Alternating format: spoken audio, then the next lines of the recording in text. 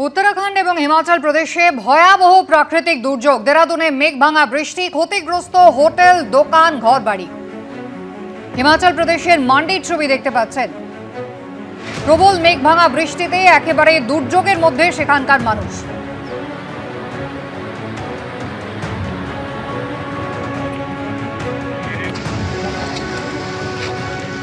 शिमलार छवि देखते पाচ্ছেন। एकेबारे भयावह मेघभांगा बृष्टि और तार जेरे किन्तु রীতিমতো ভূমিধস নেমেছে।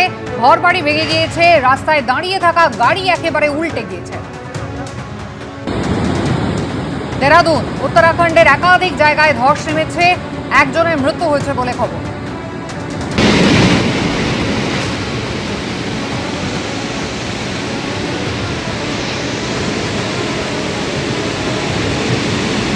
প্রবল কাদা জল একেবারে ঘর বাড়ি দোকান সমস্ত ভাসিয়ে নিয়ে গিয়েছে।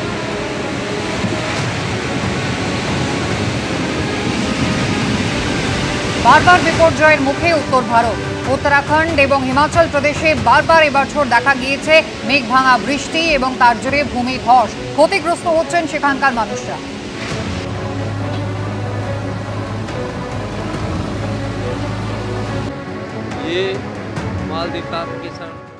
बेटिंग ऐप मामलाय अभिनेत्री और तृणमूलेर प्राक्तन सांसद मिमी चक्रवर्ती के प्राय 9 घंटा धरे जिज्ञासाबाद करल एनफोर्समेंट डिरेक्टरेट।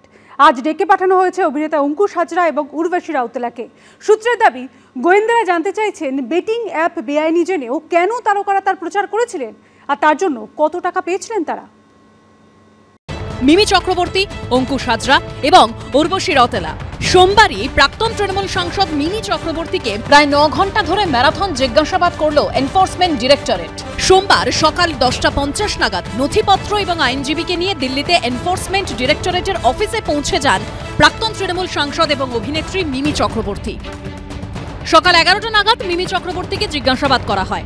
रात 8टा नागाद इडी अफिस थेके बेरोन तिनि। प्राय 9 घंटा धरे चले जिज्ञासाबाद। কিছু ডকুমেন্টসগুলো ইডি তাকে বলেছিল আনতে, তার মধ্যে তার যে ব্যাংকের স্টেটমেন্টগুলো রয়েছে গত কয়েক বছরের এবং ইনকাম ট্যাক্সের রিটার্নস তিনি যে ফাইল করেছেন সেটা নিয়ে এবং কখন এগ্রিমেন্ট সই করা হয়েছিল এই বেটিং অ্যাপ কোম্পানিগুলোর থেকে শর্তগুলো কী ছিল সেসব যে লিখিতভাবে যে ডকুমেন্টসগুলো তার কাছে রয়েছে সেসব নিয়ে আসতে তাকে বলা হয়েছিল, সেটা তিনি নিয়ে এসেছেন। শুধু অবশ্য মিমি চক্রবর্তী নয়, এই একই মামলায় ইডির নজরে রয়েছেন অভিনেতা অঙ্কুশ হাজরা। মঙ্গলবার তাঁকে সল্টলেকের সিজিও কমপ্লেক্সে ডাকা হয়েছে। অভিনেত্রী উর্বশী রাউতেলাকেও এই মামলায় জিজ্ঞাসাবাদের জন্য মঙ্গলবার তলব করেছে ইডি। ইডি সূত্রে দাবি, এই বেটিং অ্যাপের মাধ্যমে টাকা নয়ছয় হয়েছে এবং বিদেশে গেছে। সেই লেনদেনের গতিপথই খুঁজে বার করতে চাইছেন ইডি অফিসাররা। এজেন্সি সূত্রে দাবি, অফিসাররা জানতে চাইছেন বেটিং অ্যাপ বেআইনি জেনেও এই তারকারা কেন তার প্রচার করেছিলেন, এই প্রচারের জন্য তারা কত টাকা পেয়েছিলেন, সেই টাকা কিভাবে তাদের কাছে পৌঁছেছিল।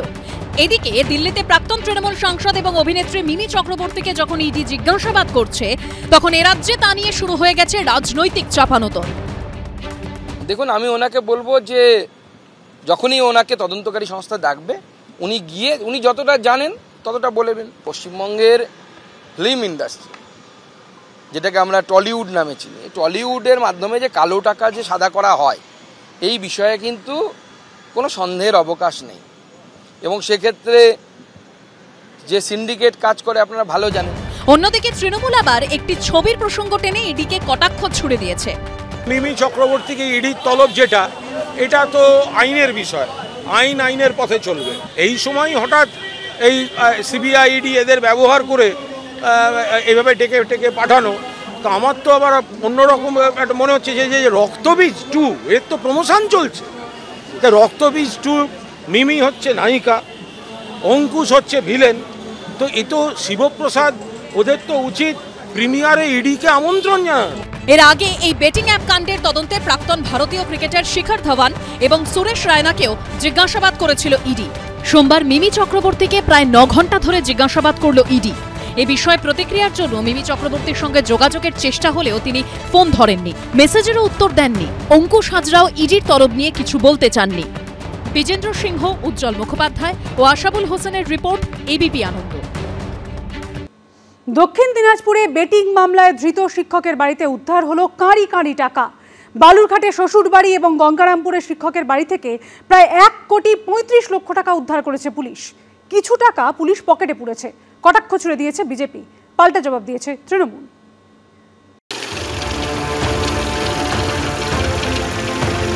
বেটিং চক্রের মাস্টারমাইন্ড স্কুল শিক্ষক।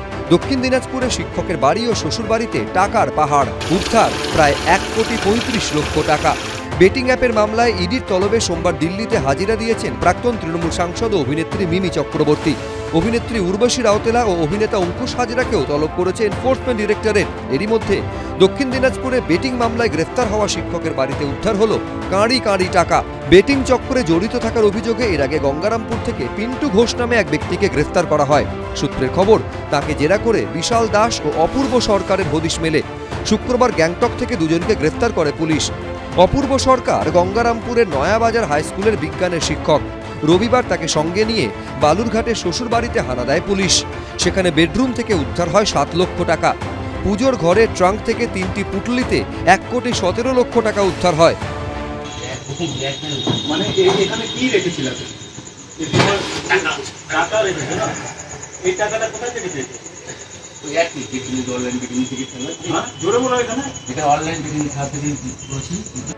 এরপর গঙ্গারামপুরে শিক্ষকের বাড়ি থেকে উদ্ধার হয় প্রায় 18 লক্ষ টাকা। অর্থাৎ সব মিলিয়ে শিক্ষকের থেকে মেলে 1,34,97,000 টাকা। কিছু এভিডেন্স, কিছু স্টেটমেন্ট পেয়েছি কি ওরা মানে এই গ্যাম্বলিং থেকে কিছু ইলিসিট মানি যে আনলফুল গেইন ওরা করেছে ওটা কোনো একটা জায়গায় রাখেছে। মানে ওই অপূর্ব সরকারের ইনলজের বাড়ি থেকে অ্যারাউন্ড 1.17 করোড় টাকা সিজ হয়েছে। টোটাল অ্যামাউন্ট হচ্ছে 1,17,97,000। এটা ওর ইনলজের বাড়ি থেকে সিজ হয়েছে। তারপরে 17 লাখ টাকা ওর নিজের বাড়ি থেকে গঙ্গারামপুরে সিজ হয়েছে। কি করেছিলেন? আমাদের লোকো খেলার যে ইয়ে হলো একটা ডেট হয়েছিল, সেখানে পিন্টু ঘোষকে অ্যারেস্ট করেছিল সেই কারণে। আপনি কি চালাতেন? কি অভিযোগ তুলেছে পুলিশ আপনার বিরুদ্ধে? পুলিশ এরকম বলছে যে তুমি এর সঙ্গে যুক্ত আছো। আপনি যুক্ত রয়েছেন এর সঙ্গে? না। শিক্ষকের বাড়িতে টাকা উদ্ধার ঘিরে শুরু হয়েছে রাজনৈতিক চাপানুতোর। তার শ্বশুর বাড়ি থেকে 1,25,00,000 টাকা নাকি উদ্ধার হয়েছে। আমি আবার শুনেছিলাম যে টাকার পরিমাণটা নাকি আরো একটু বেশি, পুলিশ নাকি কমিয়ে দেখাচ্ছে। আপনারা খোঁজ নিয়ে দেখুন, জানি না সত্যি না মিথ্যে। কিছু টাকা তারা নাকি পকেটে ঢুকিয়ে নিয়েছে, আমার কাছে এরকম খবর আছে। দেখুন, একটা ভেগ অ্যালিগেশনের কথার মধ্যে উনি যে উক্তিটা করেছেন তার মধ্যে একটা ভেগ অ্যালিগেশন আছে। যাদের প্রতি উনি ইঙ্গিত করুন না কেন, ওনার যদি সেরকম কোনো তথ্য প্রমাণ ওনার কাছে থেকে থাকে তাহলে উনি সুনির্দিষ্টভাবে তাদের বিরুদ্ধে অভিযোগ করুন, তারা তার জবাব দেবে বা তার মোকাবেলা করবে। আদালতের বিচার্য বিষয়। সুতরাং এগুলো আগাম এরকম ভেগ একটা অ্যালিগেশন করা, আমার মনে হয় একটা সাংসদ, সর্বোপরি তিনি একজন অধ্যাপক, তার মুখ থেকে সব অভিযোগ মানায় না। বেটিং চক্রে আরও কেউ জড়িত কিনা ধৃতদের জেরা করে তা জানার চেষ্টা করছে পুলিশ। মুন্না অগ্রওয়াল, চঞ্চল মজুমদার, উজ্জ্বল মুখোপাধ্যায়, এবিপি আনন্দ, দক্ষিণ দিনাজপুর।